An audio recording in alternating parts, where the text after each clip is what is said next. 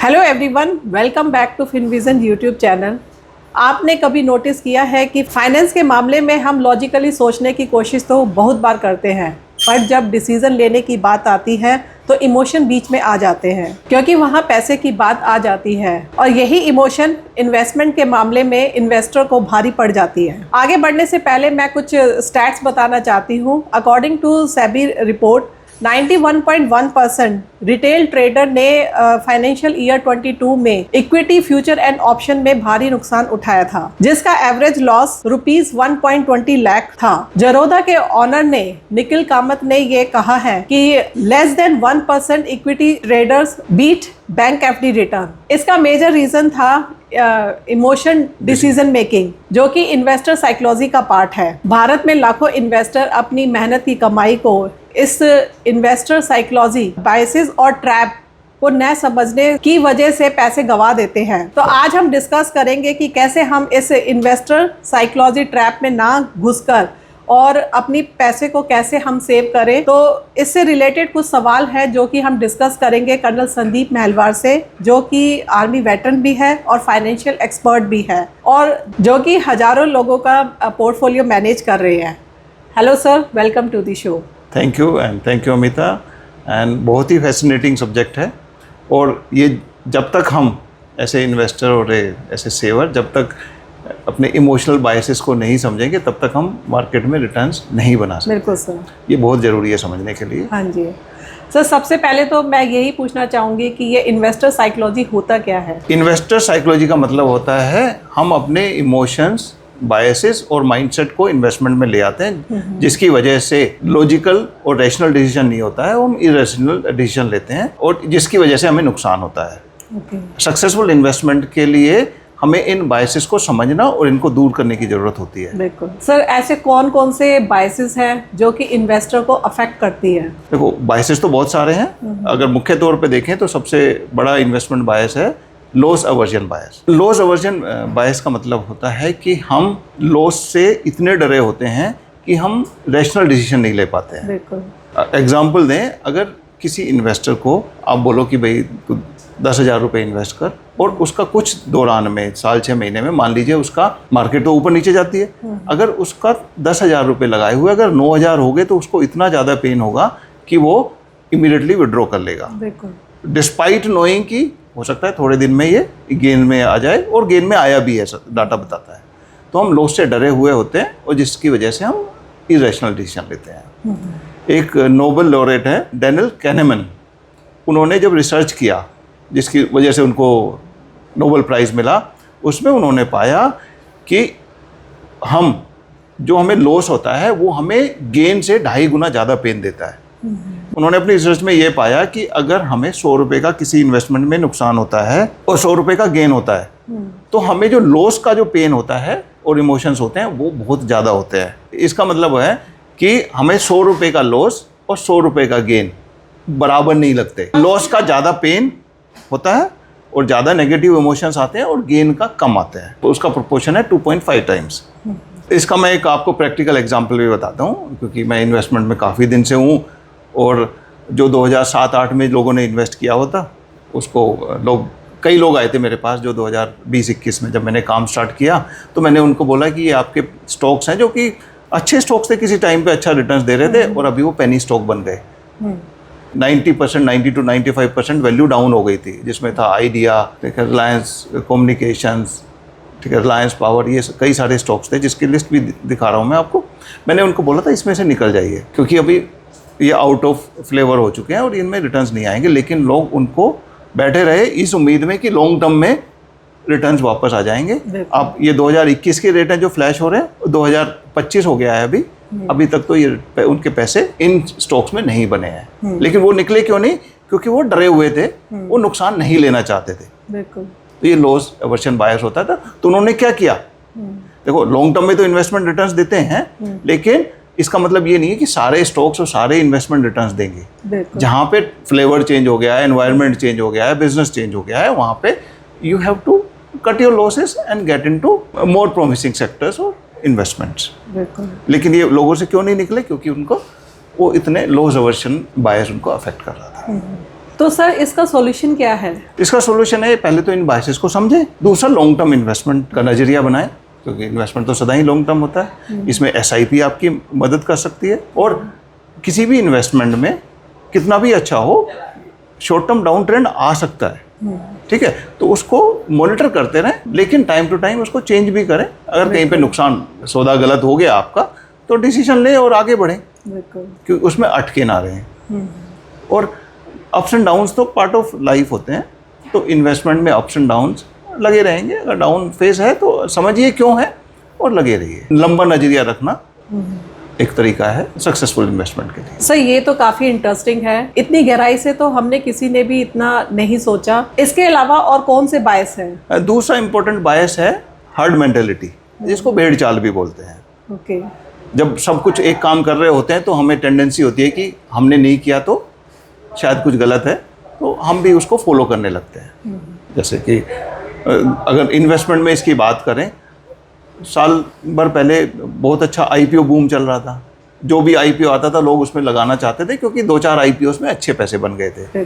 तो उस दौरान IPO का ऐसा बूम था कि कोई भी IPO आया, उस पर लोग धड़ाधड़ एप्लीकेशन डालते थे, आंख बंद करके बिना रिसर्च के डालते थे, जिसमें कई सारे IPO आए। जैसे कि पेटीएम एक फेमस IPO आया था, लोगों ने बुरी तरह आंख बंद करके सब्सक्राइब करना शुरू कर दिया था IPOs को, जिसमें पेटीएम का IPO जहाँ पे लिस्ट हुआ या जहाँ पे उनको मिला, उससे 1/3 या आधे प्राइस में आज भी अवेलेबल है, जिसको 2 साल हो गए। तो ये भेड़ चाल होती है। और ऐसे ही जैसे कि फ्लेवर्स में आते हैं, साल भर पहले डिफेंस स्टॉक्स थे, आंखें बंद करके लोग डिफेंस स्टॉक में, भाई इस बार तो डिफेंस का बूम आएगा, सारे डिफेंस एंड PSUs में लगे रहे। अभी आप देखो तो आधे उनमें से 50 to 70% डाउन तक है।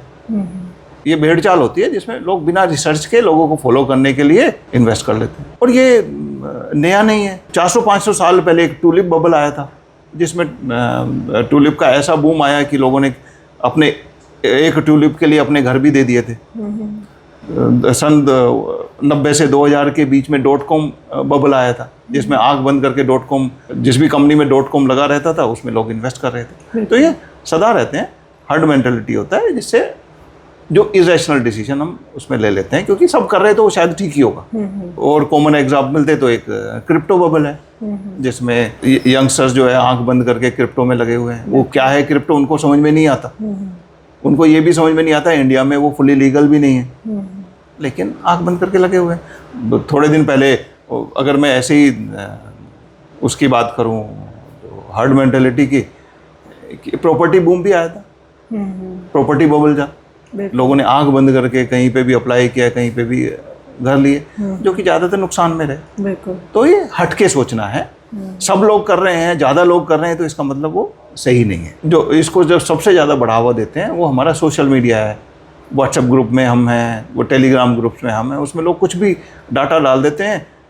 पहले तो कहीं से भी फॉरवर्ड कर दिया, कुछ भी डाल दिया, और लोग उसको फॉलो करने लगते हैं। तो ये सब है, इनसे हमें केयरफुल रहना। पहले तो इनको समझना है, फिर केयरफुल रहना। अगर अच्छा इन्वेस्टमेंट करना, सब कर रहे हैं तो वो अच्छा इन्वेस्टमेंट जरूरी नहीं। और सर आजकल तो फोमो भी सुनने में आता है। हाँ, फोमो भी यही है, मतलब फोमो थोड़ा हार्ड मेंटेलिटी से रिलेटेड है। फियर ऑफ मिसिंग आउट बोलते हैं। हाँ जी। कि आप कहीं पे भी गए, कहीं पे सुना कि भाई सो एंड सो स्टॉक या so and so mutual fund बहुत अच्छा कर रहा है, ठीक है, और वो 1-2 न्यूज़पेपर में भी देख लिया और आपने देखा कि यार तो बड़ा पॉपुलर है, मैंने कैसे ये ट्रेन छोड़ दी, या मैंने कैसे ये छोड़ दिया, मैं तो कुछ तो मिस कर रहा हूँ। तो आप बिना सोचे समझे, जितना अपना नीड समझे हुए, जितना अपना गोल समझे हुए, अपनी फाइनेंशियल कैपेसिटी या फाइनेंशियल एबिलिटी समझे हुए, उसमें आप इन्वेस्ट कर देते हैं। जैसे कि पिछले साल बोलें तो सारे स्टॉक्स और म्यूचुअल फंड अच्छा कर रहे थे, और म्यूचुअल फंड स्टॉक्स में मार्केट में इन्वेस्टमेंट तो अपने गोल के हिसाब से होता है, लॉन्ग टर्म होता है, इक्विटी स्पेशली। तो लोगों ने बोलते हैं FD में पैसे पड़े हुए हैं, वो 2 महीने या 4 महीने बाद पैसे की जरूरत है, इतने में तो ये हो सकता है 10-20% रिटर्न मिल जाए। तो लोगों ने अपने FD भी आंख बंद करके, जो शॉर्ट टर्म गोल्स के लिए थे, वो भी इक्विटी में डाल दिए। वो थोड़े दिन बाद 2-4 को तो रिटर्न्स मिले, बाकी ने वो नुकसान उठाया।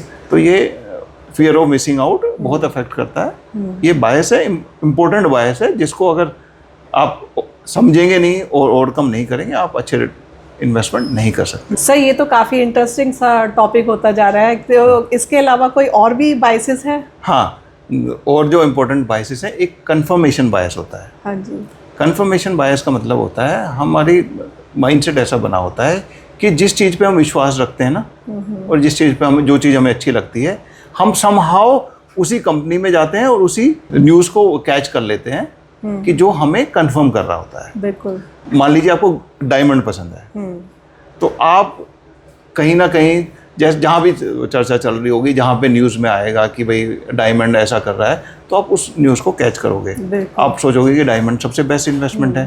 हालांकि स्टॉक्स अच्छे इन्वेस्टमेंट है, गोल्ड भी एक अच्छा इन्वेस्टमेंट है, लेकिन आप डायमंड पे रहोगे डिस्पाइट नोइंग। अगर कोई आज के दिन जैसे लैब ग्रोन डायमंड है, तो वो डायमंड की प्राइसेस को डिस्टर्ब कर सकता है। बिल्कुल। लेकिन अगर आप डायमंड के फैन हो तो आप डायमंड ही लोगे, आप गोल्ड नहीं लोगे। बिल्कुल। बोलोगे कि डायमंड इज मोर प्रीशियस, हालांकि गोल्ड अच्छा इन्वेस्टमेंट दे रहा है। तो ये बायस है कि सेम अगर स्टॉक्स की और म्यूचुअल फंड की बात करें, तो जिस स्टॉक में मैंने लिया हुआ है, मान लीजिए किसी ने आईटी स्टॉक लिया हुआ है, और आज के दिन तो market forces are against the IT stocks, लेकिन आप कहीं ना कहीं करके उस न्यूज़ को ज़्यादा कैच करोगे, उस न्यूज़ को ज़्यादा एक्सेप्ट करोगे जो आपकी व्यू को सपोर्ट कर रहा है। तो इससे केयरफुल रहना है, क्योंकि आप चीज़ें डायनेमिक होती हैं, चीज़ें चेंज होती रहती हैं। बिल्कुल। तो आपने अडेप्ट करना है, अलाइन करना है अगर सक्सेसफुल इन्वेस्टमेंट करना है। तो कंफर्मेशन बायस एक होता है, और होता है रीसेंसी बायस। रीसेंसी बायस में क्या है कि हम शॉर्ट टर्म न्यूज़ को, शॉर्ट टर्म ट्रेंड को ज़्यादा तवज्जो देते हैं, ज़्यादा इंपॉर्टेंस देते हैं, वो हमें ज़्यादा इफेक्ट करती है। जैसे कि मार्केट पिछले 5-6 महीने से गिर रही थी, बिल्कुल, तो हमें लग रहा है कि अब तो ये गिरती चली जाएगी, तो हम डर जाएंगे या इरेशनल डिसीजन लेके उससे बाहर हो जाएंगे। लेकिन मार्केट का तो ये नॉर्मल ट्रेंड है कि 3-4 महीने नीचे जाना और फिर ऊपर की तरफ टर्न कर देना, लेकिन हम लॉन्ग टर्म नहीं सोचते हैं।